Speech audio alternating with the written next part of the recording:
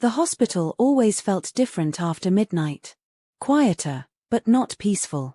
The halls had this humming tension, machines breathing for people who couldn't, lights flickering softly like tired eyes refusing to close. I was halfway through my third 12-hour shift in a row, fueled by bad coffee and cold vending machine sandwiches, when the emergency doors burst open. Gunshot victim. 2 wounds, chest and shoulder. The paramedics rolled in a man on a gurney. Blood soaked through his white shirt, spreading fast. He wasn't thrashing or screaming like most patients in shock. He was still. Too still. His face was pale but composed, his eyes open and steady. He was watching everyone, watching me. "Get him to Trauma Bay 3. I shouted, snapping on gloves. "Vitals. BP 90/60, pulse 120, the paramedic said, moving fast. When I leaned over to check his pupils, he caught my wrist, not tight, but firm enough to stop me. His voice was low, roughened by pain but calm. "Don't call the police." I froze. "Sir, you've been shot." I said no police. Then his hand dropped away, and he passed out. For a second I just stared at him, wondering who he was and why he was so calm about 2 bullet wounds. But training kicked in. Questions could wait. Survival couldn't. We worked fast, 4 lines, blood transfusion, stabilizing the chest wound. I focused on the rhythm of my work, clamp, cut, compress. But something about him unsettled me. Even unconscious, he didn't look helpless. He looked like someone who had seen this before, someone who understood violence the way I understood medicine. When the bleeding slowed, I leaned over him again. His features were striking, sharp jawline, olive skin, hair dark as ink. He looked like he belonged in a boardroom, not an ER. A man used to giving orders, not lying broken under hospital lights. "Name?" I asked softly, mostly to fill the silence. One of the paramedics shrugged. "No ID." He refused to say anything. Of course he did. I stayed by his side as the surgeon stitched the wound. Every few minutes, I checked his pulse, his breathing, his color.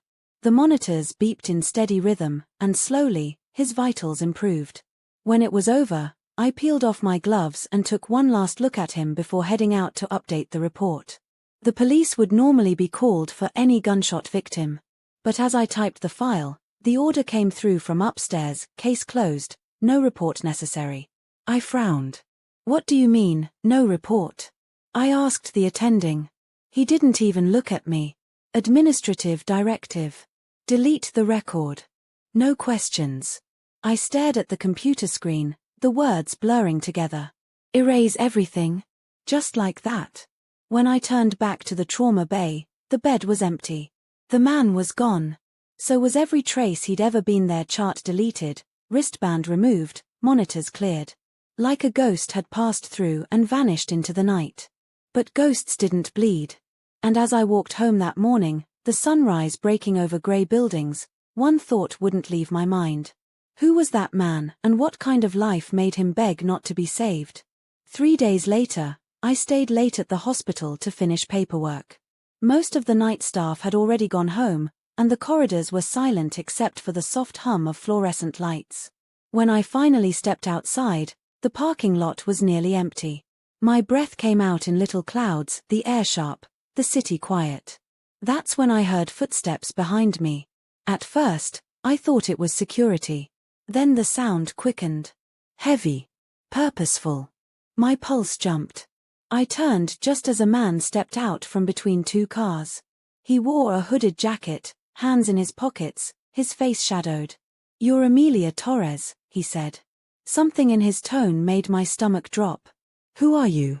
You should have kept quiet." I took a step back. "About what?" He smiled thinly. "The man you patched up.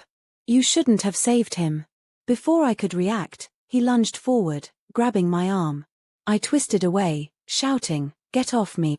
My bag fell, spilling papers across the ground. Then, out of nowhere, another figure moved, fast and silent. There was a blur of motion, a sharp sound like a fist meeting bone, and the man who'd grabbed me crumpled to the ground. I froze. Standing in the dim light was him, the man from the ER. The man I'd saved. He was dressed in black, calm as ever, his dark eyes locked on mine. "Are you hurt?" he asked. My heart pounded so hard I couldn't speak at first. What are you doing here?" He didn't answer immediately. Instead, he knelt beside the unconscious attacker, checked his pulse, and then looked up at me. "You need to leave this place. I'm not going anywhere until you tell me what's happening." He stood, towering over me. The night wind tugged at his coat. "You saved my life, Miss Torres. And that means they'll come after you next." "Who will?" I demanded. He studied me for a long moment, as if deciding how much truth I could handle. "People who don't like their secrets exposed." I folded my arms, trying to mask the fear trembling inside me. "You can't just show up here, Anne. You were being followed for 2 days, he interrupted. "They were waiting for you to be alone." I blinked. "How do you know that?" "Because I told them not to touch you." His voice was steady, almost quiet. "They didn't listen." That silence between us stretched, heavy and unreal. Streetlights glinted off the metal of a watch on his wrist. I realized his hands were shaking not from fear, but from restraint. "I don't understand," I whispered. "Why would anyone?" "You saw something you shouldn't have." He stepped closer. "When I was brought in, you were supposed to let me die." "Well, sorry for doing my job," I snapped before I could stop myself. "I don't make decisions based on who's convenient to lose." For a second, I thought he might actually smile. His expression softened, just slightly. "You're braver than you look." "That's not bravery," I said. "That's exhaustion." He reached into his coat and pulled out a folded envelope. "There's money inside. Enough to take a few days off. Leave the city." "I'm not taking your money." "Then take my advice," he said. "Disappear." I stared at him, the cold air biting my face. "You think I can just run? I have a job, a lease, a life."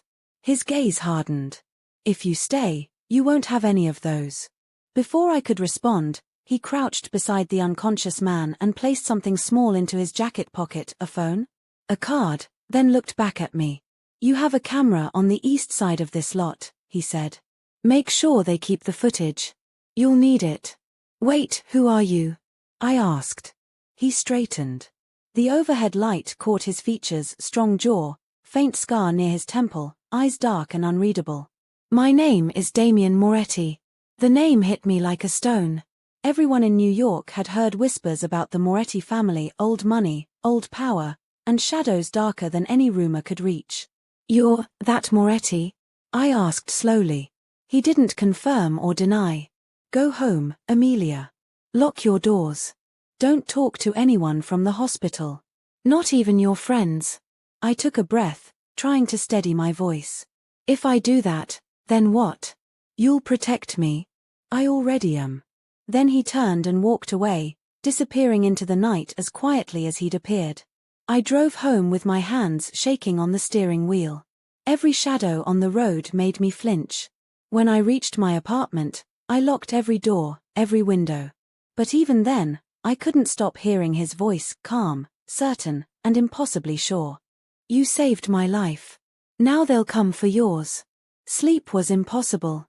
I sat on the couch, staring at the envelope he'd given me. Curiosity won. I opened it, not money this time, but a single photo. A hospital hallway. My hallway. And in the corner, a man in a hood walking behind me. The photo was taken 2 nights ago. Someone had been following me all along. The next morning, everything at work felt wrong. People avoided my eyes. My supervisor wouldn't meet me in the hallway. When I logged into the system, my access was restricted. I was locked out of every patient file, including my own notes from the night Damien was admitted. At lunch, a security guard approached my table. "Amelia Torres?" "Yes. You've been placed on administrative leave. Effective immediately." I stared at him. "For what reason?" "An internal investigation. You'll receive the details by email." The world seemed to tilt. My throat went dry. "You can't just." He handed me a sealed envelope. "You have 15 minutes to collect your things." Inside the envelope was a single sheet of paper. Subject: Alleged misconduct, violation of patient confidentiality. They were framing me. I gathered my belongings in silence, every step echoing through the sterile hallways I had walked 1,000 times before. My co-workers watched but said nothing. No one wanted to be next. When I stepped outside, rain had started to fall, a slow, cold drizzle that soaked through my jacket. I sat on the bench by the entrance, my mind spinning. Everything was unraveling. My job, my safety, my life. And then, through the rain, a black car pulled up to the curb. The back window lowered just enough for me to see him. Damien. He didn't smile. Didn't move. Just looked at me like he already knew what had happened. I didn't want to go to him. Every instinct told me to walk away. But something stronger, a mixture of fear and strange trust, made me stand. When I opened the car door, he spoke first. I told you they'd come for you. Who are they? I asked, my voice breaking. The hospital? The police? You? They're the same people, he said quietly. Different uniforms, same hands. I looked at him, searching his face for any trace of the man I'd saved that night. He looked the same, calm, composed, but there was a darkness in his eyes I hadn't seen before. You're telling me the hospital I work for is involved in something illegal? He nodded once. Very. I let out a shaky laugh. That's insane. Is it? He asked. Think about the night I was brought in. No police. No record. They erased it all in minutes. What kind of hospital can do that? I stared at the raindrops sliding down the window. So what now? You expect me to run away? Hide forever?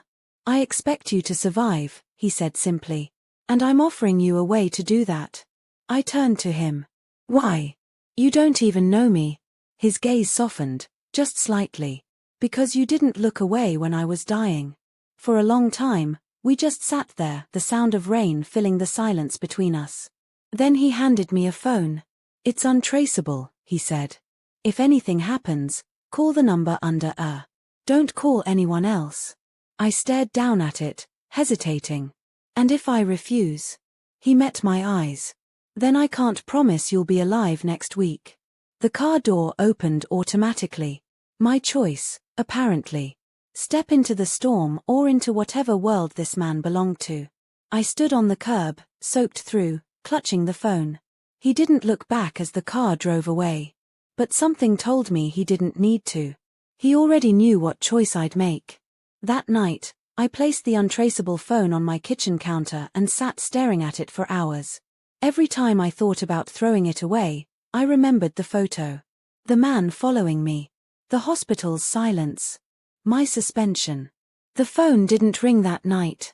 But I had the strangest feeling that someone, somewhere, was making sure I stayed alive.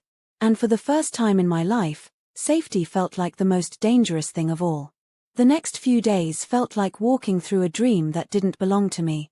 I kept telling myself to be calm, to breathe, to think, to believe this was all just a misunderstanding that would be cleared up soon. But deep down, I knew it wouldn't. Something had shifted. The air around me felt different. The city looked the same, but I didn't trust it anymore. Every reflection in a window, every person on the subway, felt like eyes watching me. I kept the untraceable phone in my bag but never used it. It sat there like a secret, silent reminder that my life had somehow crossed into someone else's world. By the fourth night, I couldn't sleep. I sat in bed, scrolling through my old work messages. Every contact had gone quiet. Not one coworker returned my texts.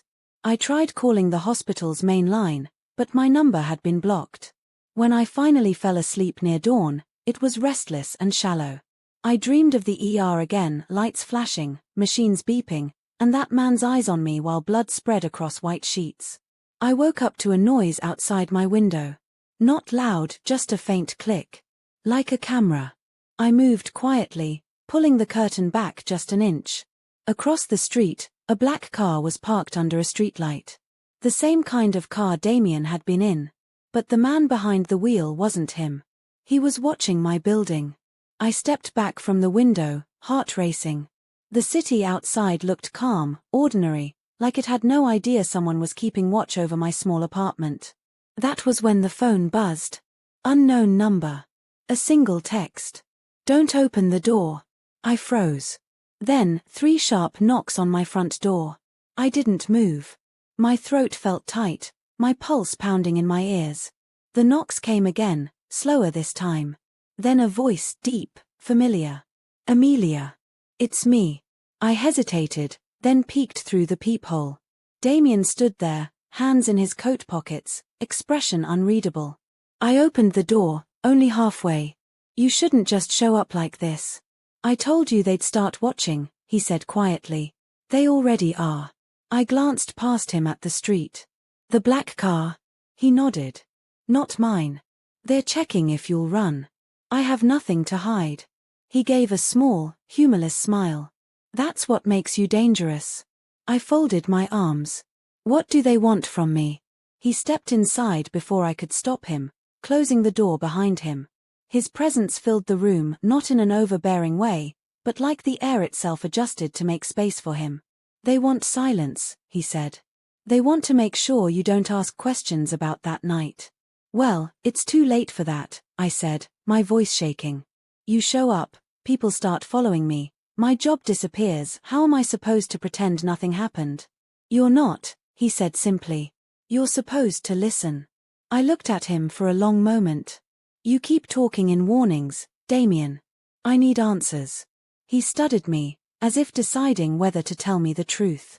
Finally, he said, the hospital is a front for something bigger. Money laundering, human trials, things you wouldn't believe unless you saw them.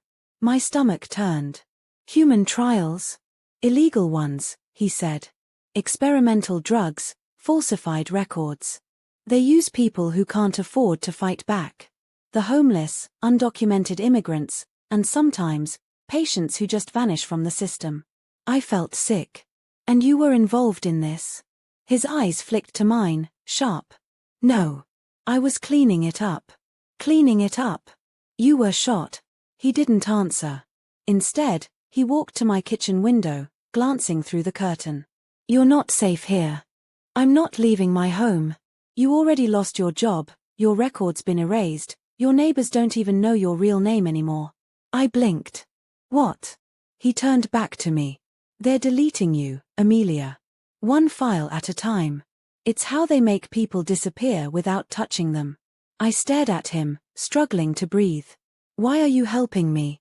What do you get out of this? He looked at me for a long time before saying, peace of mind. Peace of mind? I repeated, incredulous. I owe someone a debt, he said. Someone who died because I didn't get there in time. You remind me of her. The silence that followed was heavy. I didn't ask who her was. I could see it in his eyes, the kind of memory that never fades, the kind that hurts to speak aloud. Finally, he straightened. Pack a small bag. One change of clothes. Nothing else. Why? Because you won't be coming back.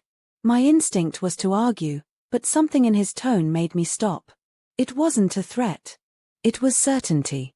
The kind that came from knowing what happened to people who ignored warnings. I moved slowly, packing only what he said. My mind was a storm of questions, but my hands moved automatically, clothes, toothbrush, photo of my mother. When I turned back, he was standing by the door, watching me with that same unreadable calm. Where are we going? I asked. To a safe place. That sounds exactly like what kidnappers say. If I wanted to hurt you, he said softly, I wouldn't have knocked. I hesitated, then followed him out. The black car across the street was gone. The city lights blurred by as we drove through the night. Damien didn't speak for the first 20 minutes. He drove like someone who knew every shortcut, every back alley, every traffic camera to avoid. I kept glancing at him, trying to read his face in the glow of the dashboard. He looked focused, but not tense. Just, in control. Finally, I said, so, what exactly is this safe place you're taking me to? Somewhere they can't reach you. That's not an answer. It's the only one I can give you right now. Then maybe I should get out. He glanced at me briefly, his expression calm. You could. But there's a man waiting outside your apartment building right now. If you go back, he'll be the last person you ever see. I went quiet. The rain outside was soft but steady, streaking the windows like grey lines of paint. Where do you even get your information? I asked. I have people who listen. Spies. He smiled faintly. Let's call them friends with good hearing. We drove across the bridge, the skyline fading behind us. Eventually, the city noise disappeared, replaced by the hum of tires on wet road. Damien pulled into a gated property surrounded by trees. Beyond the gate, I saw lights glowing softly through the windows of a modern, secluded house. He parked, turned off the engine, and said, "You'll stay here tonight." Whose house is this? Mine. I blinked. You live here. One of the places I live, he said. Come on. Inside, the house was surprisingly simple. Minimal furniture, clean lines, muted colors. It didn't feel like a rich man's house. It felt like someone who didn't plan to stay long. He led me to a guest room with a neatly made bed and a single lamp glowing softly on the nightstand. There are clothes in the closet, he said. Maria left them for you. Who's Maria? My housekeeper. She comes during the day. I set my bag down. This feels wrong. I shouldn't be here. Do you want to go back? I opened my mouth, then closed it. No. Then rest, he said quietly. You'll think clearer in the morning. I hesitated at the door as he turned to leave. Damien. He stopped. If everything you said is true, then why me? Why not let me go? Why not just disappear yourself? He looked at me for a moment, then said, because disappearing only helps if you don't leave anyone behind. And then he was gone. The next morning, I woke to the smell of coffee and the sound of rain. For a few seconds, I forgot where I was. Then the memory returned, and my heart began to race. I walked into the kitchen to find Damien pouring coffee into 2 mugs. He looked completely at ease, no gun, no jacket, just a man in a black shirt making breakfast. He slid a cup toward me. You look better with sleep. Do you ever sleep? I asked. Rarely. I sipped the coffee. It was strong, dark, perfect. So what now? He leaned against the counter. Now, you decide how much of the truth you want. I looked at him. Meaning? I can make this go away. Your suspension, your record, the people following you. I can erase all of it. Just like that? I asked. He nodded. But in return, I'll need your help. A chill ran through me.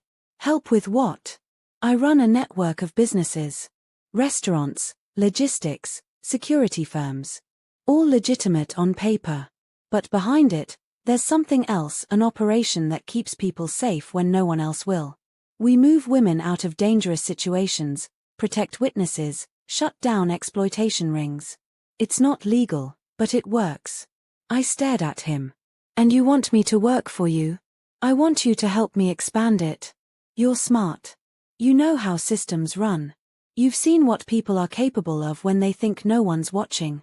I set the cup down slowly. You're offering me a job. I'm offering you protection, income, and purpose, he said simply. You can stay hidden, or you can help me fight back. I laughed softly, shaking my head. You make it sound like a superhero story. It's not, he said. Superheroes follow rules. I don't. I met his eyes. And if I say no? Then I'll put you on a flight tonight. New name, new identity, clean start. He said it so matter-of-factly that it scared me more than any threat could have. I don't understand you, I said. One moment, you're warning me to disappear. The next, you're recruiting me. He smiled faintly. Maybe I don't want to lose the only person who ever looked at me without fear. I didn't know what to say to that. Instead, I looked around the room, the quiet, the safety, the strange calm that came from being near him. I should have felt trapped. But I didn't. What exactly would I be doing? I asked. Coordinating logistics for safe transfers, he said. Medical oversight. Background screening. You'd be my bridge between the legitimate side and the one that actually saves people. I took a deep breath. I don't even know if I can trust you. He nodded slowly. You shouldn't. Not yet. Then why are you being honest with me? He met my gaze, steady and unflinching. Because lies are what got us both here. Silence stretched between us. I looked down at my hands, then back up at him. I'll think about it. Take your time, he said. But if you decide to go back to your old life, make sure you never call that hospital again. Promise me. I promise. He turned to leave, then paused. Amelia? Yeah. If you stay, he said quietly, you'll see things you can't unsee. You'll learn that the line between right and wrong doesn't exist, it's only what you can live with afterward. His words lingered long after he left the room. I stared at the rain sliding down the kitchen window, feeling like I'd already stepped across that invisible line and that somehow, even if I tried to go back, I never really could. For the next 2 days, the house felt too quiet. Damien was gone most of the time. I didn't ask where he went, and he didn't offer to tell me. When he was home, he barely said a word, just short nods, a few clipped sentences, and that constant calm that somehow made me even more uneasy. He wasn't angry. He was watchful. Like a man who could hear danger long before it arrived. I spent my hours pacing the glass-walled living room, staring out at the trees that surrounded the property. There was a garden beyond the fence, wild and green, but I didn't dare step outside. The silence out there felt heavier than safety. It felt like isolation. I wanted to leave, but I also didn't know where to go. The hospital had stopped responding to my lawyer's calls, and all my accounts were suddenly under review. My apartment lease had been terminated. Even my phone plan was cancelled. Whoever they were, they'd erased my life in record time. On the third night, I found Damien in his study, sitting behind a desk scattered with papers. The light from a single lamp cast sharp shadows across his face. He didn't notice me at first, or maybe he did and didn't care. His focus was on an old photo he held between his fingers. I spoke softly. You look like someone trying to remember who they used to be. He looked up slowly, setting the photo aside. What are you doing awake? I couldn't sleep. Bad dreams? Bad reality. He gave a faint smile. That makes 2 of us. I leaned against the doorframe. I've been thinking about your offer. And I don't know if I can do what you do. He gestured to the seat across from him. Sit. I did. The air between us felt heavy but not threatening. Just full of things unsaid. You don't have to do what I do, he said. You just have to help me make it cleaner. Smarter. Legal where possible, invisible where not. I frowned. You make it sound simple. It's not. But it's better than running forever. Maybe running is safer. He leaned back, studying me. You've seen what running looks like. Do you really want to live that way? I didn't answer. He reached into a drawer and pulled out a file. Look. Inside were photos, women, men, even children. Some looked frightened. Some looked relieved. Each photo had a date, a name, and a note written in neat handwriting. Who are they? I asked quietly. People my network relocated, he said. Abuse victims, whistleblowers, people who saw something dangerous and had nowhere else to go. You'd help coordinate their care, medical, travel, safety. And if something goes wrong, then I fix it. Fix it how? He met my eyes. You don't want to know. Something in his tone made me believe him. I closed the folder and pushed it back across the desk. You talk about this like it's mercy. He nodded once. Sometimes mercy and justice are the same thing. I studied his face. He didn't look proud of what he did. He looked tired. Like someone who'd seen too much to believe in innocence anymore. Finally, I said, if I do this, I want rules. His lips twitched slightly. Rules? Yes. I won't be part of anything violent. And no lies. If I'm helping you, I need to know what I'm helping you with. He leaned forward, resting his elbows on the desk. Fair. But I have one rule of my own. What's that? You don't walk away in the middle. I hesitated. Meaning, if you start something, help someone, you see it through. Even when it's hard. Even when it hurts. I nodded slowly. Agreed. He extended his hand across the desk. Then we have a deal. I looked at his hand for a long moment before shaking it. His grip was firm, warm, steady. And just like that, I realized I had crossed a line I could never uncross. The next day began differently. A quiet shift. Maria, the housekeeper Damien had mentioned, arrived that morning, a kind woman in her late 40s with patient eyes and an accent that hinted at southern Italy. She treated me as if I'd always been there, no questions asked. "You must eat breakfast," she insisted. "He never does, but you must." "He?" She smiled knowingly. "Mr. Moretti. He forgets he is human sometimes. I've noticed." By the time Damien returned that evening, I had begun sorting through files on his desk, organizing what looked like logistics for his operations. He didn't comment, just raised an eyebrow as he walked past. "You started already," he said. "You said I could help." He nodded. "Good. We'll see how long you last." Later that night, I walked past his office again. The door was cracked open. Inside, Damien sat at the desk, head bowed, murmuring softly in Italian. A candle flickered near his hand, light trembling across a photo, the same one I'd seen before. He was praying. I didn't want to intrude, but something about the sound rooted me to the spot. His voice was low, steady, filled with something like grief. When he finished, he blew out the candle, and for a moment, the silence felt sacred. He looked up suddenly, his eyes meeting mine. "How long have you been standing there?" "Long enough to realize you're not who I thought you were." He tilted his head slightly. "And who did you think I was?" "A criminal," I said honestly. "A dangerous man." He smiled faintly. "And now?" "I still think you're dangerous," I admitted. "But maybe not the kind I should run from."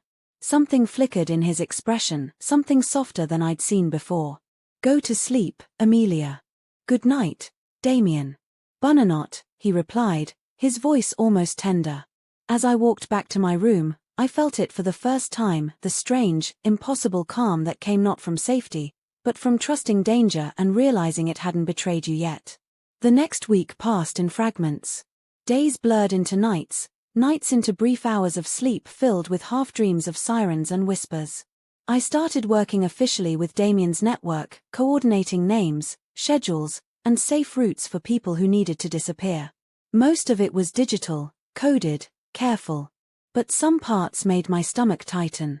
There were references to drops and extractions. Hidden transfers. Names blacked out with red lines. Still, every case had a story behind it, people who'd been hurt, used, or threatened.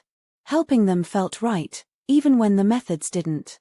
One evening, Damien joined me in the study. He poured 2 glasses of water, set one beside me, and leaned over the table to look at a map I'd been reviewing. "You're thorough," he said. "I like that. I like to know what I'm dealing with." He traced one of the routes on the paper with his finger. "This family, mother and daughter, they were supposed to fly out yesterday. The escort didn't show." "Why not?" "He's missing." My throat went dry. "You think something happened to him?" "I think he found trouble he wasn't ready for." "And now what?" "We send someone else," he said quietly. I stared at the map, then at him. "You mean me?" He nodded once. I swallowed hard. "You said I'd be behind the scenes." "This is behind the scenes," he said. "You'll hand them the documents, walk them to the car, and come back. That's all." It sounded simple. But nothing in Damien's world ever was. "Where are they now?" I asked. "A motel downtown. Room 214. "Who are they running from?" "Her husband," he said. "And the people he owes money to." The answer told me enough. I left with an address and a phone. Damien didn't offer to come with me, he just said, "If anything feels wrong, call me. I'll be there before you hang up." The drive downtown felt endless. Every red light stretched longer than usual. By the time I reached the motel, the sky had turned pale gray, morning sneaking up on the edges of night. When I knocked on the door, a woman opened it just wide enough to peek through. Her eyes were swollen from crying. A little girl, maybe 6, clung to her leg. "You're with him," the woman whispered. I nodded. "Damien Moretti sent me." She hesitated, then opened the door wider. The room was small, crowded with half-packed bags. "You're leaving today," I said gently. "I have your documents. You'll fly to Montreal." There'll be someone waiting at the airport. The woman's eyes filled with tears. He said we'd be safe this time. Do you believe that? I looked at the little girl, who was clutching a stuffed rabbit to her chest. I do. When they stepped outside, a black car was already waiting. I helped them into the back seat and handed over the envelope with their papers. Then I saw movement across the street. 2 men in dark jackets, standing too still, watching. My heart leapt. I reached for the phone Damien had given me, my hands trembling. But before I could call, one of the men lifted his chin slightly, as if giving a signal. The driver beside me reacted first, slamming the car into gear, pulling away just as a window across the street shattered. Glass flew, people screamed, and I hit the pavement hard. Then everything went quiet except for the ringing in my ears. When I opened my eyes again, Damien was there. He was kneeling beside me, his hand pressed gently against my cheek. I told you to call, he said softly. You were faster, I whispered. He looked toward the street where the car had disappeared. They're safe. What about the men? He didn't answer. I didn't ask again. He helped me to my feet, guiding me back to his car. The drive home was silent. The city outside seemed to retreat, fading into rain and blurred lights. When we reached the house, he poured me a glass of water and sat across from me. Are you hurt? He asked. No. Just shaken. He nodded slowly. Now you've seen it. Seen what? The reason I do what I do, he said. You can't fix monsters with laws, Amelia. Sometimes you have to become one to stop them. I looked at him, at the calm in his voice, at the exhaustion behind his eyes. That's not justice, Damien. No, he said quietly. It's balance. I wanted to argue, to tell him that violence wasn't the answer, but then I thought of that woman and her daughter, driving toward a life they might finally survive. And I realized I couldn't. Because deep down, I knew he was right. That night, as I lay awake listening to the rain, I understood something new about Damien Moretti. He wasn't a savior. He was a weapon. One the world had built out of everything it refused to fix. And somehow, I had agreed to stand beside him while he used it. 4 days after the motel incident, I couldn't shake the image of those 2 men watching us. The sound of breaking glass, the terrified child clinging to her mother, it replayed in my mind every time I closed my eyes. Damien didn't speak about what happened. He didn't ask how I felt or offer reassurance. But something changed between us. He started checking in on me, quietly, like he didn't want me to notice he was being careful. One morning, I found a new phone on my nightstand. No note. Just a single contact saved under the name L. When I asked about it, Damien said, it's direct access to me. No one else. Who's L? I asked. He smiled faintly. Lorenzo. My middle name. I don't use it often, but no one else knows it. That makes it safe. It was strange, the way he offered trust in the smallest, most deliberate ways. Every gesture felt like something earned. The next evening, he came into the study while I was sorting through reports. You're getting good at this, he said, scanning the files. I'm a fast learner. Too fast, he murmured, glancing at me. That worries me. Why? He rested a hand on the edge of the desk. People who learn quickly in my world tend to get hurt. I thought your job was to keep people from getting hurt. His gaze darkened. Not everyone deserves that kind of protection. I studied him for a moment. Who decides who deserves it? He didn't answer. That night, I woke to the sound of voices downstairs, low, tense, sharp. I crept to the top of the stairs and looked down. 2 men were in the living room with Damien. They wore suits, but their postures were anything but professional. One of them slammed his hand on the table. You can't just walk away from this deal, Moretti. I can, Damien said evenly. And I just did. You're making enemies you can't afford. Damien's voice stayed calm, but there was steel beneath it. I can afford anything that keeps women and children from being sold like property. I froze. The taller man sneered. You think you're some kind of savior? No, Damien said softly. But I am the last mistake men like you get to make. The man stepped closer. You're threatening me? Damien didn't move. I'm warning you. The room fell silent. Then the other man, the smaller one, glanced up and saw me on the stairs. You brought a guest, he said with a smirk. Pretty one, too. Damien's expression didn't change, but the temperature in the room seemed to drop. Leave her out of this. Or what? The man said. That was when Damien moved. It happened fast, too fast for me to process. He stepped forward, caught the man's wrist, twisted it behind his back, and forced him toward the door in one fluid motion. The man cried out, stumbling as Damien opened the door and shoved him outside. The taller man followed, his voice shaking now. You'll regret this. Damien didn't answer.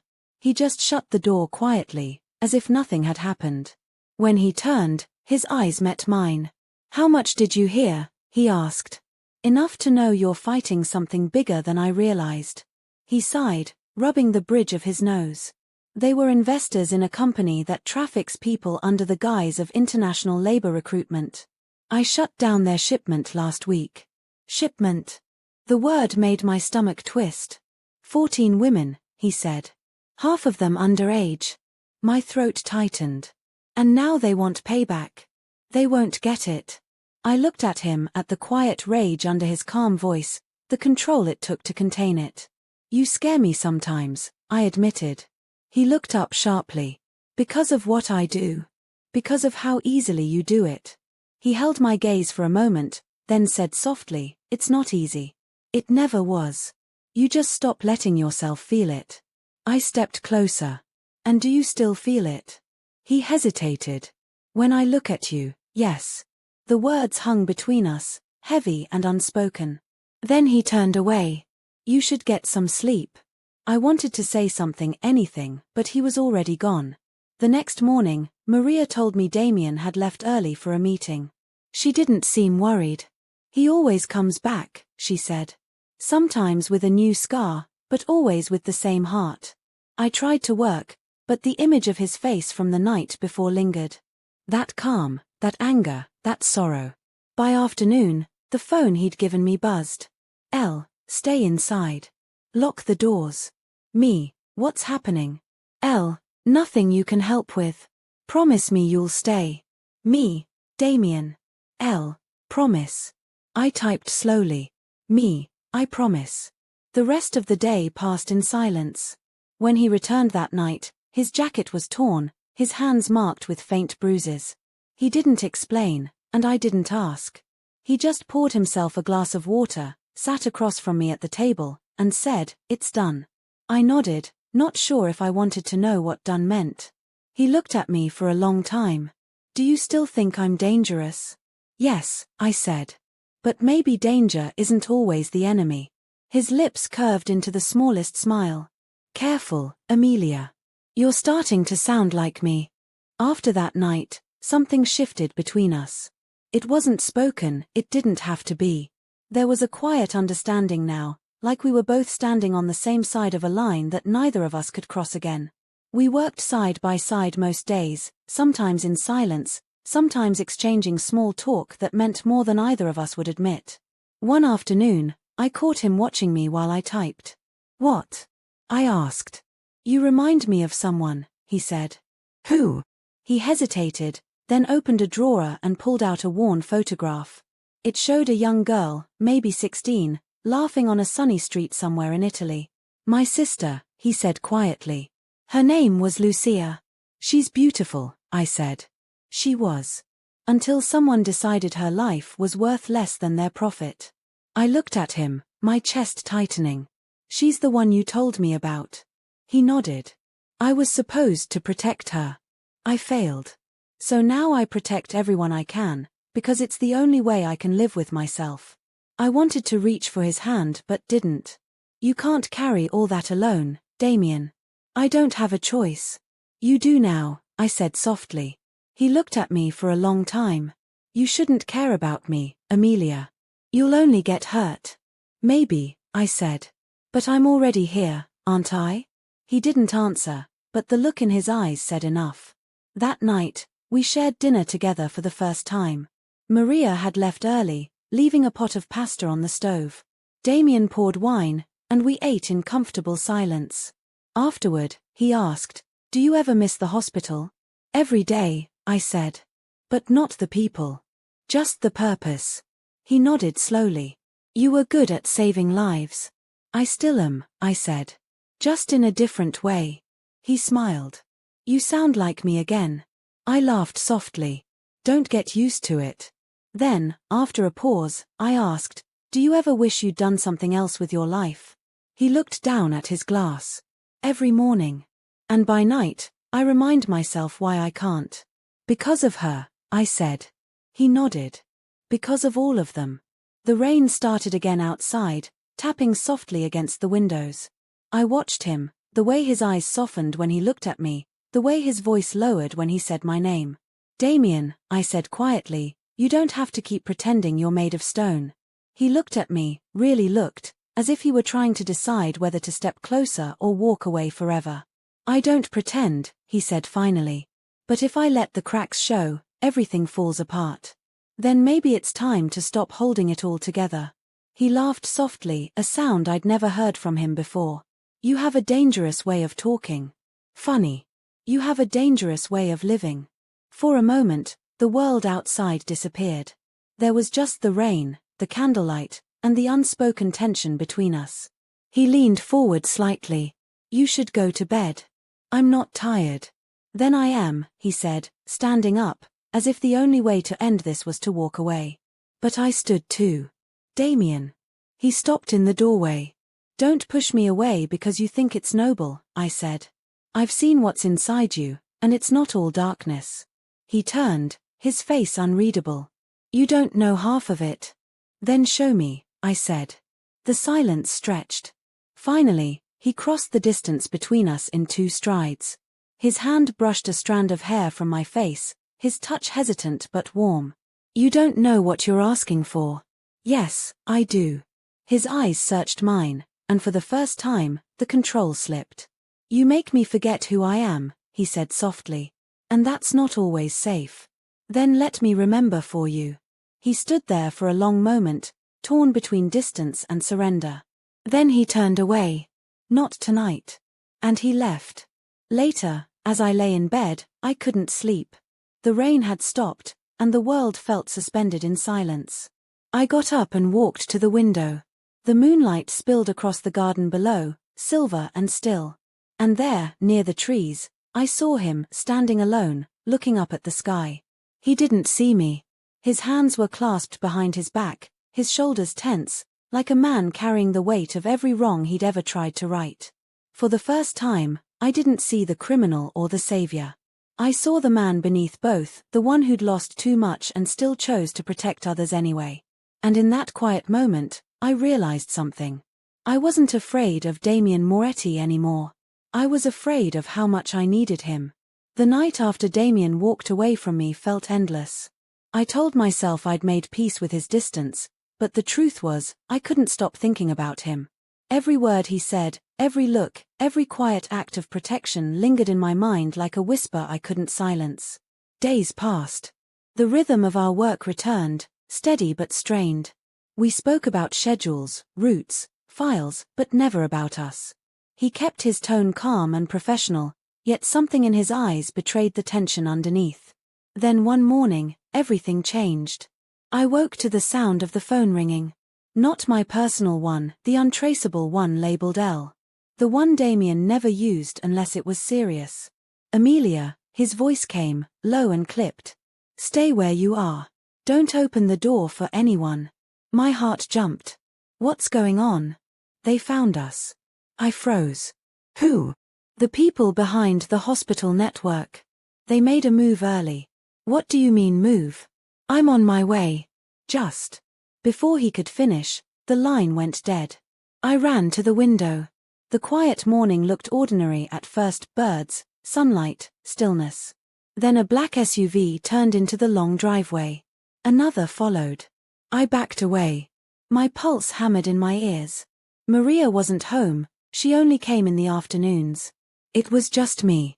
I grabbed the phone again, trying to redial Damien, but there was no signal. My hands shook as I heard car doors slam outside. A voice shouted, "Open up. Police." But something about it was wrong. Too harsh. Too demanding. No badges shone through the window. Then a crash, glass shattering near the back door. I ran upstairs, heart pounding. There was a panic room on the second floor. Damien had once mentioned it briefly, pointing out a thick steel door hidden behind the closet. Only in emergencies, he'd said. I pushed aside the coats and pressed my hand against the small keypad. The door clicked open just as footsteps thundered downstairs. Inside, the room was dim and cold, lined with screens showing camera feeds from the property. Through one of them, I saw men in tactical gear sweeping the living room. Then another feed flickered to life. Damien's car. He was flying down the road toward the gate. When he burst through the front door moments later, everything descended into chaos. The intruders turned, shouting, guns raised, but Damien moved with terrifying precision, disarming one, knocking another off balance. I couldn't hear the details, only the movement, a blur of control and speed. And then, silence. I stayed hidden until the screen showed only Damien standing alone, breathing hard, surveying the damage. The next thing I knew, the steel door opened. He was there, eyes dark, clothes disheveled. "You're safe," he said quietly. I stumbled forward, trembling. "They said they were police." "They weren't," he said, his voice hard. "They were hired by someone who wants leverage on me." "Leverage? Why me?" "Because you're the only thing they know I care about." The words hit me harder than fear. "Damien." He exhaled slowly, running a hand through his hair. "I should have sent you away weeks ago." "You mean hide me again? Lock me somewhere safe while you do everything alone?" His eyes met mine. "If it means you live, yes." I shook my head. "I won't disappear, not again. I'm not something to protect and hide. I'm part of this now." He looked at me, frustration, fear, and something deeper flickering behind his eyes. "You don't understand what that means." "Then explain it." He was silent for a moment, then said softly, "It means everyone I let close ends up in danger. And I promised myself I wouldn't let that happen again." I stepped closer. "You can't protect me from the world, Damien. You can only promise to stand with me in it." He stared at me, the weight of everything we'd been through hanging in the space between us. Then, slowly, he nodded. "All right," he said. "Then I promise." It wasn't loud. It wasn't grand. But it was real. That night, he reinforced every lock, checked every camera, and stayed awake until dawn, sitting outside my door. When I woke and opened it, he was still there, head bowed, eyes half closed, a faint bruise along his jaw. "You stayed all night," I said. He shrugged slightly. "I keep my promises." I smiled, a small, weary smile. "Then I guess I'll keep mine too." "And what's that?" "To stop running." He looked at me for a long moment. "You're braver than you think." I shook my head. "No. I'm just tired of being afraid." In the following days, Damien's team traced the attack back to a shell company tied to the hospital syndicate. Every document, every lead pointed toward something bigger, something organized, with reach beyond New York. "It's not just corruption," Damien told me one evening as we reviewed the evidence. "It's an industry. They sell data, identities, and people." The hospital was just one door into the house. "And we're going to take the house down," I said. He glanced at me, surprised by my certainty. "You're ready for that?" "I don't think I'll ever be ready," I admitted. "But I can't unsee what I've seen." He smiled faintly. "Then you understand what it means to make a promise." After the attack, Damien decided we needed to disappear for a while. "If they can find this house, they can find any of them," he said. "Where will we go?" "Home," he said simply. When the jet landed a few hours later, I realized what he meant. Italy. The air smelled different here, warmer, cleaner, carrying traces of sea salt and rosemary. The villa he brought me to sat high on a hill overlooking the ocean, surrounded by olive trees and stone walls that seemed to belong to another time. "This is home?" I asked as we walked up the path. "It was," he said quietly. "Once." An older woman stepped out from the front door. She wore a grey shawl and had sharp, kind eyes that softened when she saw Damien. "Mio figlio," she said, her voice trembling. "You finally came back." He smiled, and for the first time, it was unguarded. Ciao, Mama. I stood frozen as she hugged him tightly, whispering things I couldn't understand. Then her gaze shifted to me. And who is this? She asked. Damien looked at me, something tender in his expression. This is Amelia. She saved my life. His mother's face lit with warmth. Then she saved mine too. She took my hands in hers. Benvenuta, cara. Welcome. The days that followed were slower, quieter. The world outside still existed, but it felt far away here. Damien seemed lighter in this place. He smiled more, slept better, even laughed sometimes. Watching him with his mother made me realize there were still pieces of him untouched by the darkness he carried. One afternoon, I found him in the garden, trimming branches from an olive tree. The sun caught in his hair, and for a moment, he looked like someone who belonged entirely to the light. You look different here, I said. He looked up, smiling faintly. Because here, no one needs me to be a weapon. And who are you, then? He thought for a moment. A man trying to remember how to be good. I walked closer. You don't have to remember. You already are. He shook his head. You only see the pieces I show you. Then show me the rest, I said softly. He set down the pruning shears and looked at me, really looked. You're not afraid of what that might mean? Not anymore. For a long moment, neither of us moved. The breeze stirred the leaves, carrying the sound of waves from below. Then he reached for my hand. Come with me. He led me down a stone path that wound toward the cliffs overlooking the sea. The view stretched endlessly, the horizon a blur of gold and blue. When I was a boy, he said, I used to come here with my sister. We'd make wishes on the waves. She believed the sea could carry them somewhere safe. I squeezed his hand gently. What did you wish for? He smiled faintly. That one day, I'd stop feeling angry. Did it work? Not yet, he said, turning toward me. But maybe I finally have a reason to try. Something in the way he said it made my breath catch. We stood there until the sun began to set, the light wrapping around us like fire. That evening, his mother cooked dinner, simple, rich, full of warmth. She told stories about Damien as a boy, about how he used to rescue stray dogs and fix broken toys. He laughed, embarrassed but happy, and I saw the boy he used to be hiding inside the man who'd spent years fighting ghosts. After dinner, she kissed our foreheads before heading to bed. Good night, my son. And you too, Cara. When she was gone, the house felt impossibly quiet. Damien and I stepped out onto the balcony.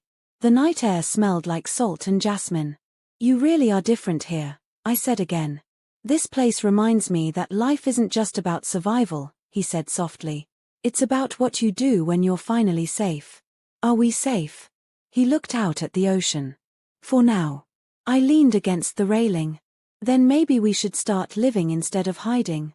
He turned to me. What does living look like for you, Amelia? This, I said simply. This peace. You. The quiet moments that make the hard ones worth it. He stepped closer, the faintest smile on his lips. You make dangerous promises, you know that. So do you. He laughed softly, then reached up to brush a strand of hair from my face. You've seen the worst parts of me, he said. And still, you're here. I didn't come here to judge you, I said. I came here because I trust you. He hesitated, then whispered, Ti fidi di me davvero? I don't speak Italian, I said. He smiled. It means, do you really trust me? I nodded. Completely. He looked at me for a long time, then leaned in and kissed me. It wasn't rushed or wild, it was slow, careful, like a man afraid to break something precious. When he pulled away, he rested his forehead against mine. You should know something, he said quietly.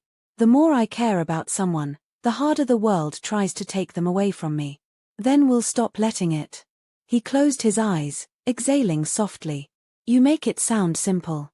Maybe it is, I whispered. Maybe it starts by not being alone anymore.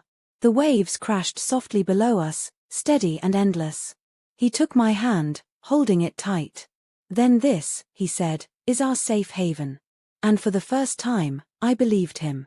The days in Italy passed with a kind of quiet rhythm I hadn't known I needed.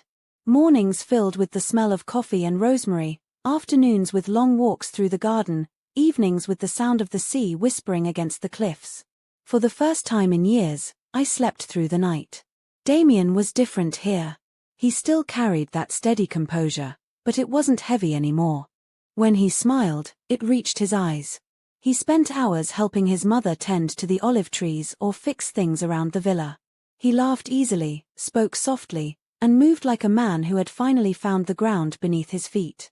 But peace has a way of tempting the truth to surface. It started one morning over breakfast. I caught him reading something on his tablet, an old article, I realized, about the hospital's ongoing investigation. A new name had appeared in the report. Mine.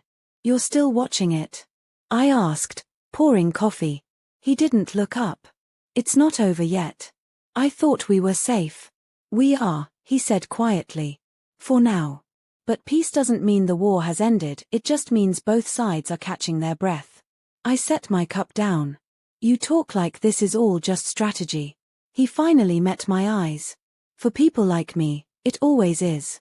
Then who are you, Damien? I asked. Really? He didn't answer right away. The silence stretched until I thought he might walk away. Instead, he said softly, "Come with me." We walked out to the cliffs. The sky was grey, the sea restless below. He stood with his back to the wind, his coat whipping around his legs. "I've never told anyone the whole story," he said. "Not even Maria. But you deserve to know who you're standing beside." I nodded, heart heavy with expectation. "When I was younger," he began, "I wasn't this man you see now. I wasn't good. I was reckless, angry. I wanted power because I thought it would protect the people I loved." "Your sister," I said quietly. He nodded. "Lucia. She was everything good that I wasn't. And when she got caught in a trafficking ring I was too blind to see, I made a choice that cost her life. I went to the police, the press, the law, no one helped.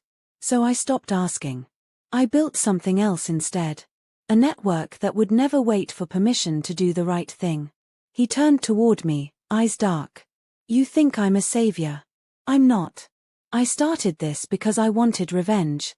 Saving people came later, after I realized vengeance alone doesn't fill the empty spaces." I swallowed hard. "Why are you telling me this?" "Because you need to understand what it means to be here. I don't operate by laws or by faith. I operate by necessity. And every time I help someone, someone else loses." "You mean the men who hurt others?" "Sometimes," he said. "Sometimes not. In this kind of work, guilt and innocence are often the same coin. I just decide which side lands up." I stepped closer, the wind pulling at my hair. "You're not the man who lost control back then, Damien. You've changed." He gave a small, almost sad smile. "You make me want to believe that. Then believe it." He looked at me, eyes filled with something raw and unguarded. "If I told you that I helped fund the same hospital you worked in, that I built the system that allowed them to hide those experiments before I knew what they were doing, would you still believe me?" The words hit like a blow. I stared at him, the sound of waves crashing somewhere below. "You, what?" "I thought it was a medical innovation firm. They came to me for funding, said they were developing new treatment protocols. I didn't ask questions. I just saw profit and opportunity. And people suffered because of it." "Yes." His voice broke on the word. "When I found out, I shut it down. But by then, it was too late. That's why I was there that night you saved me. They tried to silence me the same way they silenced others." My heart twisted. He wasn't lying, I could see it in the way his hands trembled. "So all of this," I said slowly, "was your way of making it right." "It was my way of surviving the guilt," he said. "But then I met you. And suddenly, surviving wasn't enough." The wind caught his words, scattering them into the air. I walked to him, took his hand, and held it tight. "You can't erase what happened," I said. "But you can choose what happens next." He closed his eyes for a moment, then whispered, "And what if what happens next puts you in danger again? Then I'll face it with you." He opened his eyes and looked at me, and for the first time, There was no distance between us. Only truth. Amelia, he said softly, you make me feel like there's still something worth saving. I smiled faintly. There is. You.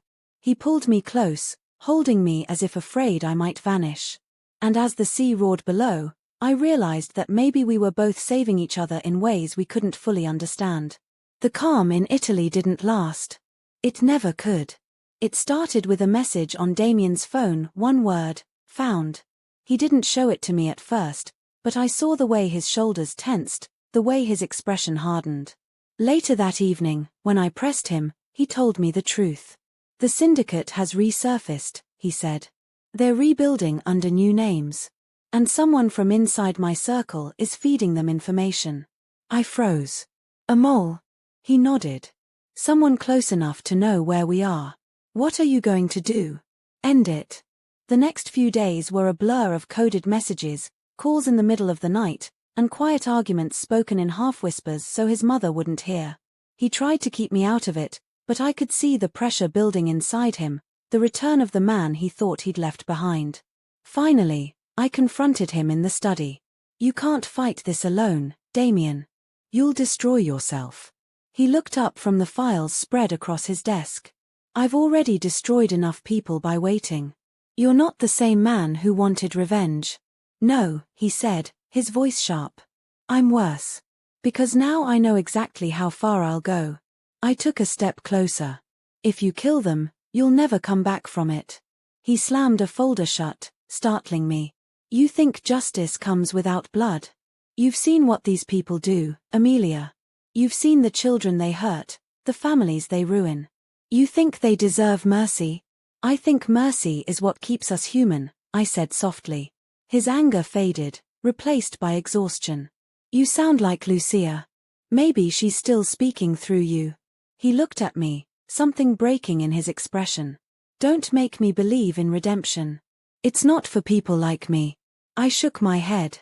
Then maybe it's for people like us. He stared at me for a long time before whispering, they have a base in Milan. If I don't go, more people will die. Then I'm going with you. No. Yes.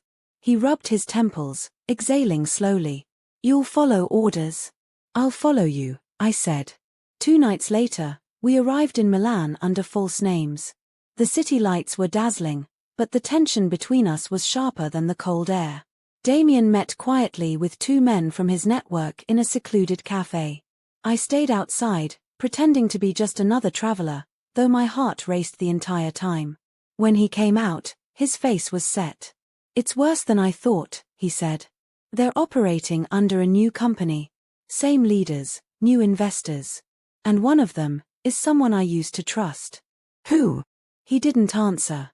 Instead, he handed me a folder. Inside was a photo of a familiar face. Marco. The bartender from that night at the restaurant in New York. He was one of yours? I asked. Used to be, Damien said quietly. He disappeared months ago. Now he's helping them rebuild. My stomach twisted. He's the one who sold you out. And he'll do it again unless I stop him. I placed the folder down. Then we stop him. Together. He looked at me, torn. You're not afraid anymore, are you? I'm terrified, I said honestly. But fear doesn't mean we run. He gave a small nod. Then we move at dawn. That night, I couldn't sleep. Damien stood by the window, staring out at the city lights. The shadows framed him like they belonged to him, as though he was part of them and they were part of him. You're thinking about what happens tomorrow, I said.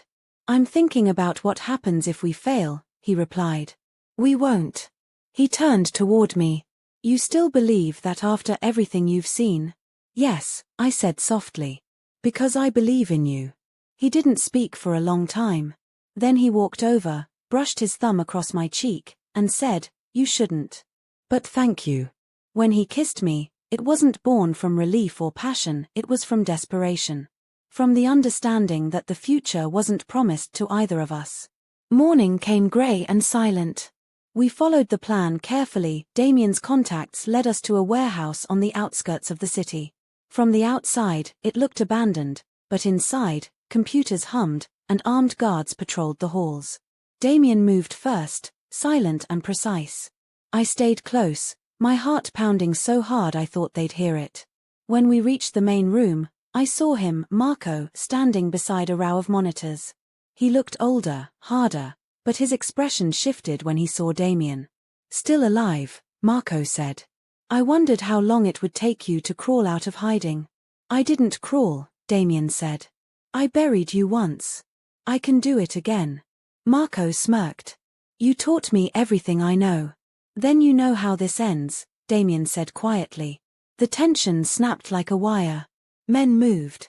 Shouts echoed. I ducked behind a pillar, adrenaline surging. Damien and Marco struggled near the monitors, their fight fast and brutal. Then a gunshot split the air. I turned, terrified, but it wasn't Damien who fell. It was Marco. Damien stood over him, breathing hard, gun trembling in his hand. "No more," he said. He looked at me, his expression raw. "It's done." I ran to him, gripping his arm. "Then let's go home." As we left the warehouse, the first light of dawn broke across the city. He looked at it as though seeing morning for the first time in years. "I promised you I'd survive this," he said quietly. "And you did," I whispered. "So now it's time to live."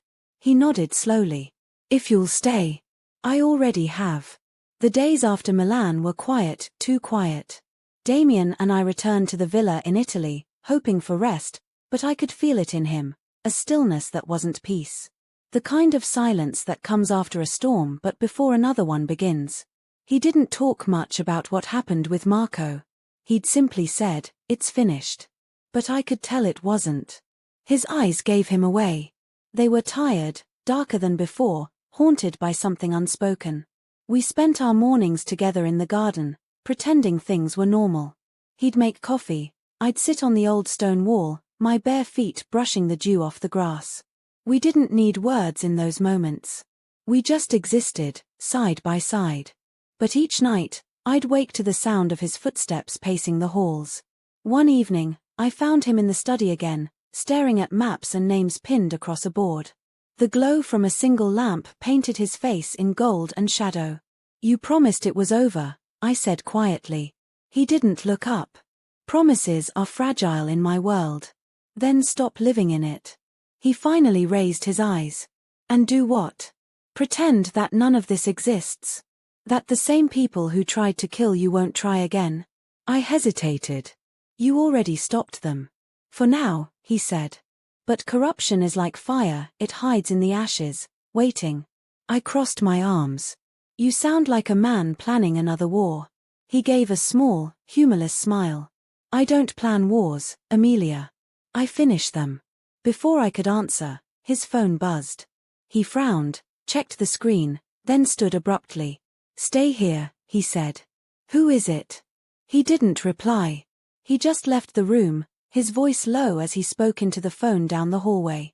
I waited. Minutes passed.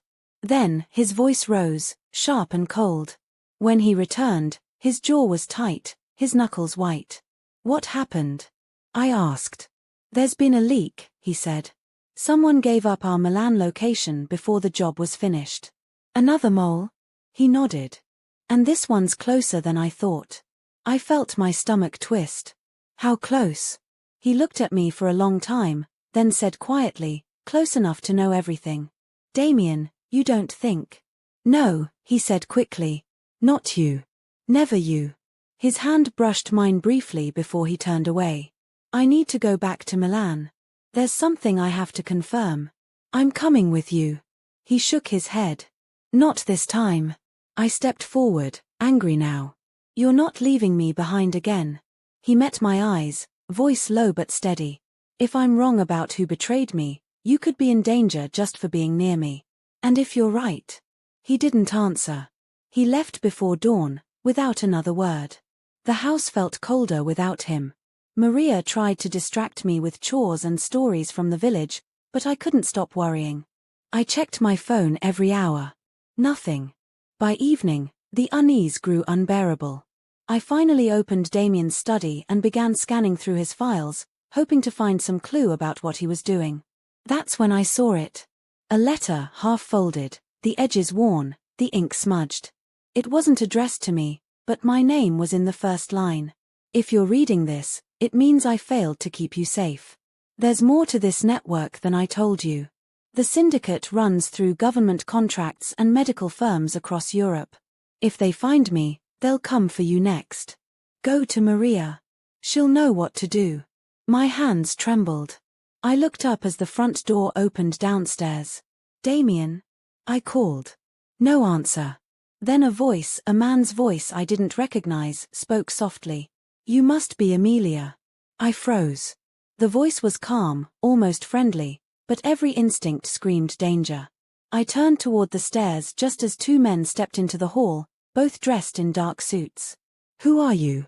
I asked. The taller one smiled. Friends of Mr. Moretti. He sent us to escort you. He didn't send anyone, I said. He'd have called me. The man tilted his head slightly. He couldn't. He's been detained. My heart lurched. Detained? By us, he said simply. He's safe, for now. But he asked us to bring you in for questioning. Questioning? I repeated. By who? People who can keep you safe. Something in his eyes made my blood run cold. I took a step back. You're lying. He sighed. That's disappointing. Before I could move, the other man reached for me. I ran. I darted through the kitchen and out the back door, sprinting toward the trees beyond the garden. My lungs burned, my heart hammering in my chest. I didn't stop until I was deep in the woods, where the villa lights disappeared behind the olive trees. I pulled out my phone, dialed the number under L. It rang once before his voice answered. Amelia? Damien, they're here. They said you were detained. Where are you? In the woods behind your house. Stay hidden. Don't go back inside. I'm on my way. His voice was low, urgent, and steady. But under it, I heard something else. Something that sounded like pain. Damien, what happened? They took me. But I got out. I'll explain later. Just. The line crackled, then went dead. Hours passed. The moon rose high over the hills. I stayed hidden among the trees until headlights appeared on the road below. A single car. Damien. He stepped out, moving slowly, his clothes torn, a cut along his forehead. When he saw me, he exhaled in relief. Thank God, he said, pulling me into his arms. What happened? I whispered. They caught me off guard, he said. Someone set a trap in Milan. The leak came from one of my own lieutenants. He's gone now. Gone. He didn't answer. He just cupped my face, his eyes soft. You did the right thing by running. We drove back in silence. He kept one hand on the wheel, the other gripping mine. When we reached the villa, the lights were off. Maria was gone. Where is she? I asked. Damien's voice was low. I told her to leave this morning. I didn't want her caught in this. I frowned. You planned this? He looked at me. Not the betrayal. Just the possibility of it. I stared at him. You were ready for this. Always, he said quietly. It's the only way I've stayed alive. By the next morning, Damien had vanished again. He left a note on my pillow, 3 words, stay with Maria. But Maria was gone. I waited for hours, pacing the villa, until my phone buzzed. A text, no number attached. We have him. If you want him alive, come alone. Attached was a photo Damien, bruised and restrained, sitting in a chair. I stared at it, my stomach twisting into knots. I should have called for help. But who could I call? The police? Damien's network? No one would come fast enough. I texted back one word. Where? The reply came instantly. Rome. Midnight. I left at dusk, driving the car Damien had used. The road wound through hills and old stone villages, the sky darkening into a stormy blue. Every mile made my chest tighten. By the time I reached Rome, the streets were slick with rain. The address led to an abandoned warehouse near the river. I parked outside and stepped into the cold air. My hands shook as I pushed the door open. Inside, dim light flickered from a single hanging bulb. Damien sat tied to a chair in the center of the room, head bowed. When he looked up, His eyes widened. Amelia, no. Before I could move, a voice spoke behind me. Touching, isn't it? I turned. A man stepped out of the shadows, dressed in a crisp grey suit. His smile was thin and practiced. The famous Damien Moretti, brought down by his heart. Let her go, Damien said, his voice hoarse. The man ignored him. You must be Amelia. The nurse who saved his life. How poetic. You save him once, and now you'll watch him die. I forced my voice to stay steady. What do you want? Simple, he said. Information. The list of names Damien's been protecting, witnesses, victims, the ones he smuggled out. Give it to me, and he lives. I don't have it, I said. He smirked. But he thinks you do. Damien's voice cut through the tension. Don't listen to him, Amelia. He's lying. The man turned toward him. You think she doesn't deserve the truth? That you've been using her as cover this whole time? Damien's jaw clenched. Enough. Ah, the man said softly. So she doesn't know. I looked at Damien. Know what? He shook his head. It doesn't matter. It matters to me, I said, my voice breaking. What is he talking about? The man smiled. She doesn't know she's the insurance policy, does she? That you used her identity to encrypt the files no one could trace. I turned to Damien. Tell me that's not true. He looked at me, guilt flashing across his face. It was the only way to keep you safe. If they killed me, you'd be the only one who could unlock it. Tears stung my eyes. You made me part of this. You already were, he said softly. From the moment you saved me. The man chuckled. Beautiful.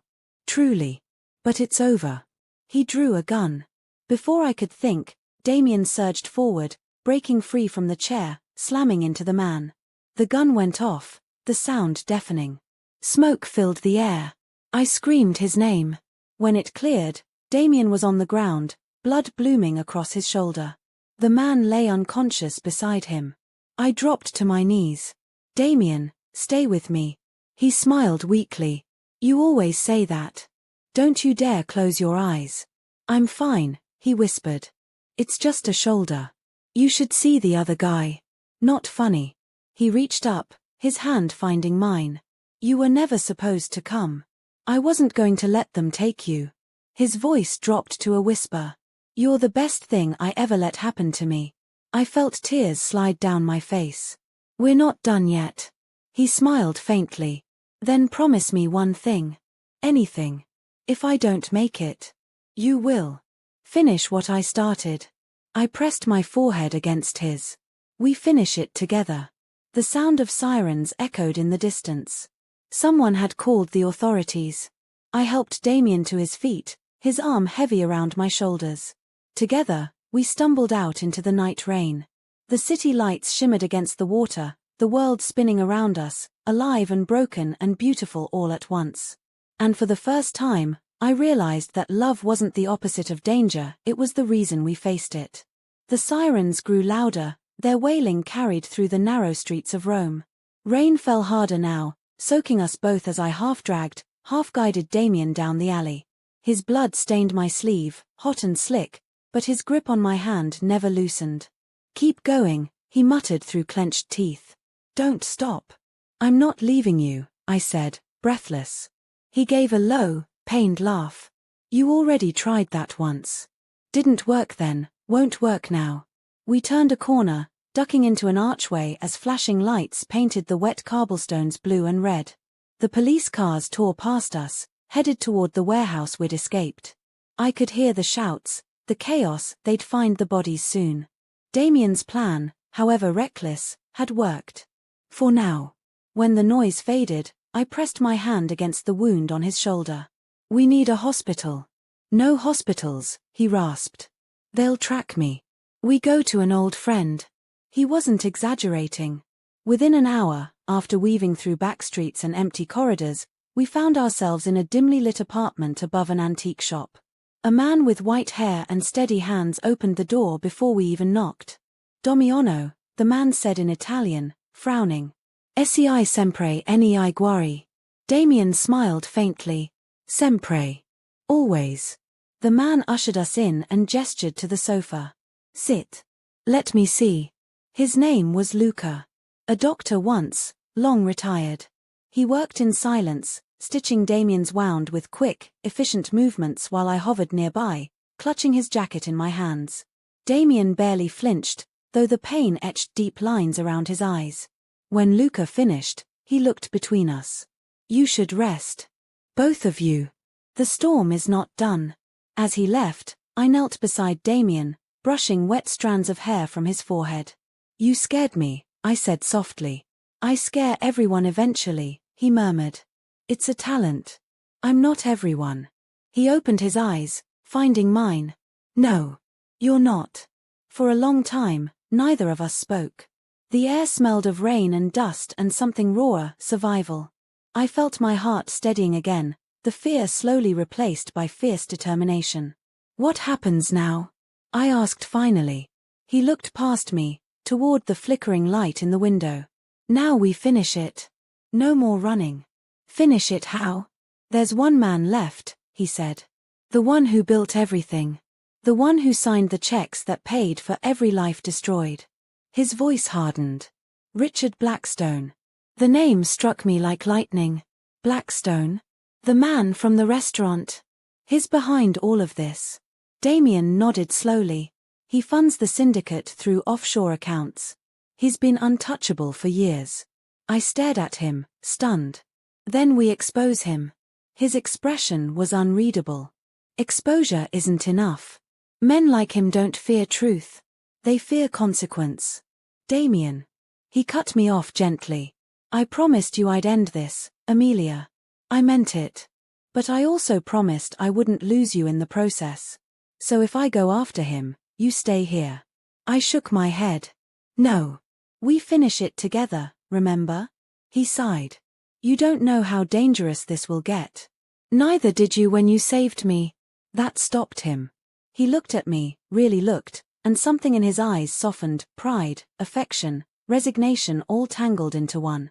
Then we finish it together, he said quietly. We left Rome at dawn.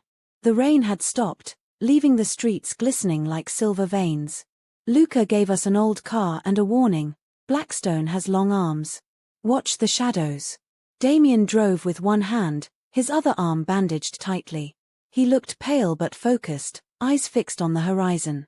I watched the sun rise over the Italian countryside, painting everything gold. I used to think justice was about law, I said softly. And now I think it's about courage. He glanced at me. You have plenty of that. Maybe because you gave me some of yours. He smiled faintly. Then I've done something right. By the time we reached Milan again, the city felt like another battlefield waiting to ignite. Damien's contacts had traced Blackstone's movements, a private event, an investors' gala at a glass tower in the city center. Fitting, I thought, for a man who built empires out of other people's pain. As we stood outside the hotel that night, the streets alive with traffic and flashing cameras, Damien adjusted his cufflinks like it was just another meeting. You sure about this? He asked. I've never been more sure of anything, I said.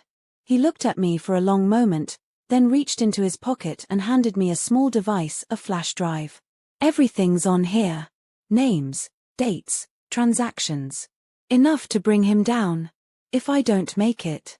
Stop, I said, pressing it back into his hand. You will. He gave a small nod, then took my face in his hands, his voice low and steady. You changed everything for me, Amelia. So change it for both of us, I whispered. And then he was gone, disappearing into the glittering chaos of the gala while I waited outside, heart pounding. I watched from across the street as Damien entered the tower. Security was tight, but he moved like he belonged there. The man could blend into danger like it was part of his nature. Minutes felt like hours. Then the lights inside the building dimmed. A murmur rippled through the crowd gathered beyond the glass doors. Something was happening. I slipped inside through the side entrance, moving with the stream of late guests. My breath caught as I saw the massive screen at the end of the hall flicker to life. Damien's doing. Files, photos, and documents began flashing across it, Proof of the syndicate's crimes, every account, every transaction tied to Richard Blackstone. Gasps filled the room. The crowd turned as a man stepped into view, Blackstone himself, his face red with fury. "Who did this?" he barked. "Shut it down." Damien stepped forward from the shadows. "You did this, Richard. I'm just showing them who you really are." The room fell silent. Cameras turned toward them. For the first time, the mighty Richard Blackstone looked afraid. "You think this will save you?" Blackstone spat. "You're a criminal too." Damien smiled faintly. "Maybe. But I never hid behind charity dinners and stock portfolios while people suffered." Blackstone lunged for him, but Damien didn't move. Two security guards stepped forward, not Blackstone's, but Damien's men, disguised within the staff. They seized Blackstone by the arms and held him fast. The crowd began to film. Reporters shouted questions. Somewhere, alarms blared. It was over, the empire burning from the inside out. I exhaled shakily, tears blurring my vision. But then, a flash. A gunshot. Blackstone had broken free, drawing a hidden weapon. Time slowed. Damien turned instinctively, pushing a woman out of the way, and the bullet tore across his side. "Damien!" I screamed. I ran through the chaos, people scattering around me. Blackstone tried to run, but police swarmed the entrance. Damien collapsed into my arms, his breath sharp and uneven. "I told you," he gasped, "promises are fragile." "No," I whispered, pressing my hands against the wound. "Not ours." Sirens wailed again outside. Officers surrounded the scene, arresting Blackstone. The screens above continued flashing the evidence Damien had released, the truth now unstoppable. "You did it," I said. "You won." He gave a faint, pained laugh. "We did." The paramedics pushed through the crowd, lifting him onto a stretcher. I followed them to the ambulance, my hands still slick with his blood. The next days blurred into white rooms and antiseptic air. Damien survived the surgery, barely. When he woke, I was there, sitting beside him, my fingers tangled in his. "Hey," I whispered. "Welcome back."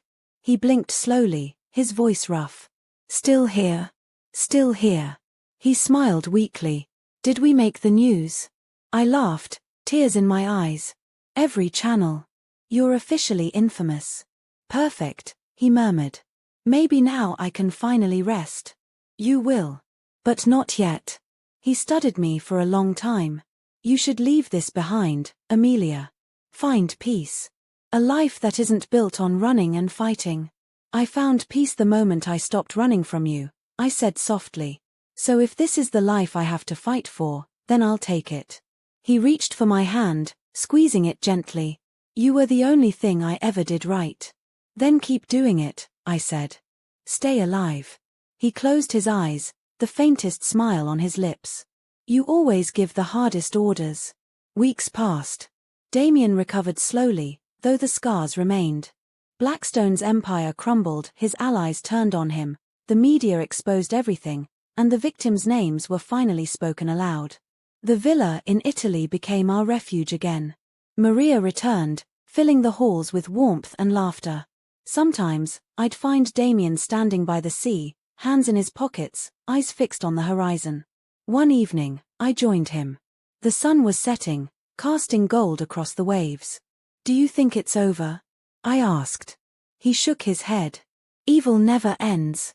It just hides. Then we'll keep watch." He smiled.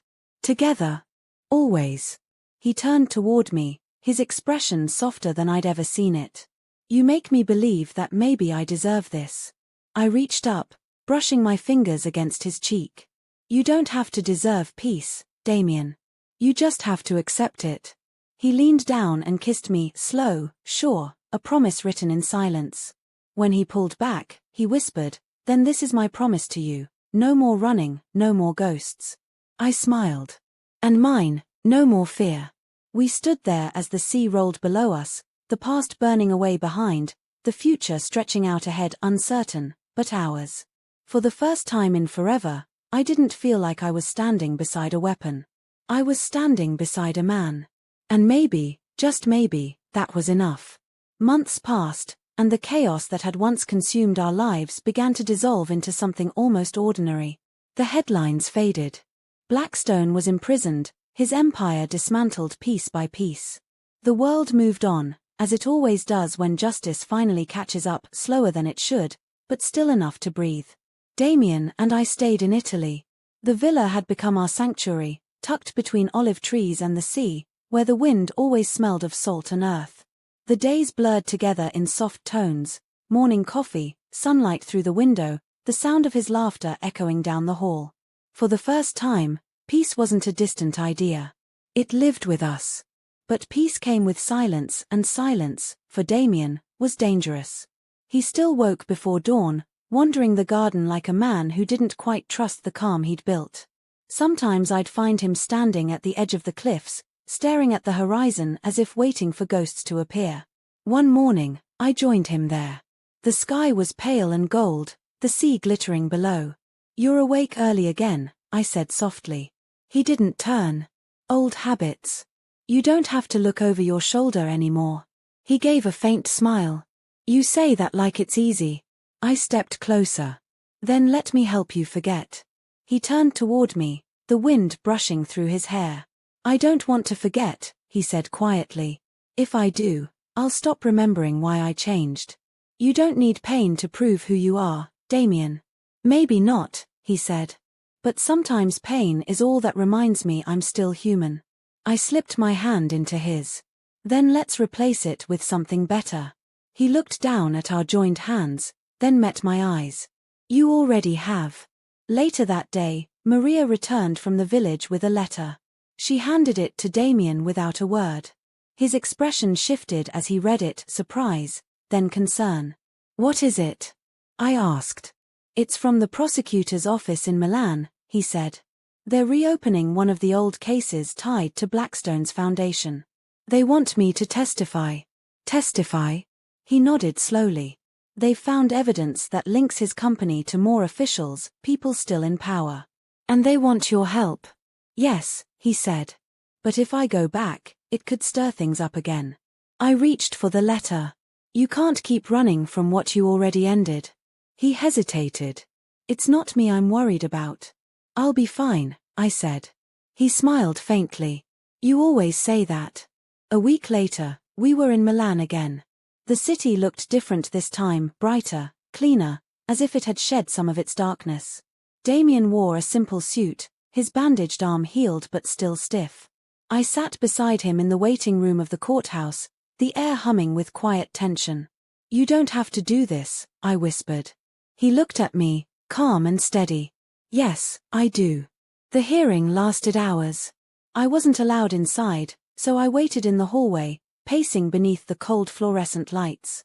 Reporters hovered near the entrance, hungry for a glimpse of him, the man who'd brought down one of the most powerful syndicates in Europe. When the doors finally opened, Damien emerged looking exhausted but lighter, as if he'd put down a weight he'd been carrying too long. "Well?" I asked. "It's done," he said. "Completely this time." I exhaled in relief, smiling up at him. "Then it's over." He nodded. "Over." But even as he said it, I could hear the quiet uncertainty in his voice, the part of him that didn't quite believe peace could last. That night, we stayed in a small hotel overlooking the canals. The air was warm, the water below glowing with reflections of the city lights. Damien stood by the balcony, watching the world move, while I sat at the edge of the bed, listening to the hum of life outside. "Do you ever think about what comes next?" I asked. He turned. "You mean after this?" "Yes." He thought for a moment. "I used to think my story ended with revenge. Then it became survival. Now," he smiled faintly, "now I think it's about rebuilding." "Rebuilding what?" "Whatever's left of me," he said softly. I stood, walking over to him. "Then let me help you build something new." He reached for me, his hand warm against my face. "You already have, Amelia. You gave me a reason to stop fighting ghosts." I smiled. "Then maybe it's time we stop chasing the past and start living the present." He nodded slowly. "Together." The next morning, we walked through the city like two strangers rediscovering the world. We stopped at small cafes, wandered through markets, bought fresh bread and oranges from street vendors. People smiled at us without knowing who we were or what we'd survived. For the first time, I saw him truly at ease, no shadows in his eyes, no ghosts trailing behind him. Just a man learning how to live. That night, as we lay beneath the soft hum of the city, he whispered, "You once asked me who I was. I remember." He smiled in the dark. "Now I think I finally know. I'm the man who got a second chance." I reached for his hand, threading my fingers through his. "And I'm the woman who refused to let him waste it." The sea was calm again when we returned home. The days passed in warmth and quiet, laughter over breakfast, soft conversations under starlight. The villa felt alive, filled with the scent of rosemary and the sound of the wind through open windows. Damien spent more time writing, not reports or plans, but letters. He said they were for the people he couldn't save, small fragments of apology and peace. Sometimes, when he finished, he'd burn them in the fireplace, watching the smoke curl upward as though sending his words to the sky. One evening, I found him there, another letter in his hand. "Who's this one for?" I asked. He smiled gently. "Lucia. Do you want me to read it?" He shook his head. "No. Some things are meant to stay between us." He placed the letter in the fire. The flames caught quickly, turning paper into gold and ash. "She would have liked you," he said quietly. I leaned against him. "Then maybe she already does." He wrapped an arm around my shoulders, pulling me close. "You gave me something I thought I'd lost, Amelia." "What's that?" "Peace that doesn't come from revenge." I smiled. "And what about love?" He looked at me, his expression softening. "That too. Though sometimes I wonder if I deserve it." "You do," I said. "You always did. You just didn't believe it." He kissed me then, slow, deep, filled with the kind of love that comes after surviving fire. Weeks later, we hosted a small gathering in the village. Maria invited neighbors, children ran through the garden, laughter filled the air. Damien moved among them quietly, smiling, shaking hands, the once feared man now simply part of the community. When the sun dipped below the horizon, he raised a glass. "To new beginnings," he said. "And to the people who make them possible." The crowd cheered, glasses clinking, the moment light and simple. But when his gaze met mine across the table, I knew his words carried something deeper, something only we understood. Later, as the guests drifted away and the night grew still, we walked down to the cliffs. The moonlight shimmered across the sea like liquid silver. "Do you ever think about the first night we met?" I asked. "All the time," he said. "You were terrified. You were infuriating." He laughed softly. "Some things never change." We stood in silence for a while, listening to the waves. "Do you regret any of it?" I asked. He shook his head. "Not a second. Every wrong turn led me here, to you." The wind brushed past us, carrying the scent of the sea. I rested my head against his shoulder. "So what now, Damien Moretti?" He smiled. "Now we live. No more ghosts. No more promises that hurt to keep." I looked up at him. "And if the past comes knocking again?" He squeezed my hand. "Then we answer together." As dawn crept across the horizon, painting the sky in soft shades of pink and gold, we stood watching the world wake. For once, there was no fear, no running, just the steady rhythm of the sea and the quiet certainty of what we'd become. A man who'd built his life from ashes. A woman who'd taught him to see light through them. When he turned to me, his eyes reflected the sunrise. "You know," he said softly, "I used to think the devil was the one who made me strong. But now I realize it was you." I smiled. "Then maybe the devil's promise was never about power." He tilted his head. "Then what was it?" "That even the darkest souls can find their way home." He brushed his thumb across my cheek, his voice low and certain. And I did. We stood there as the sun broke through the clouds, the light spilling over us like forgiveness. The past was gone, the future uncertain, but in that moment, everything was right. Because sometimes, love isn't about saving someone from the fire.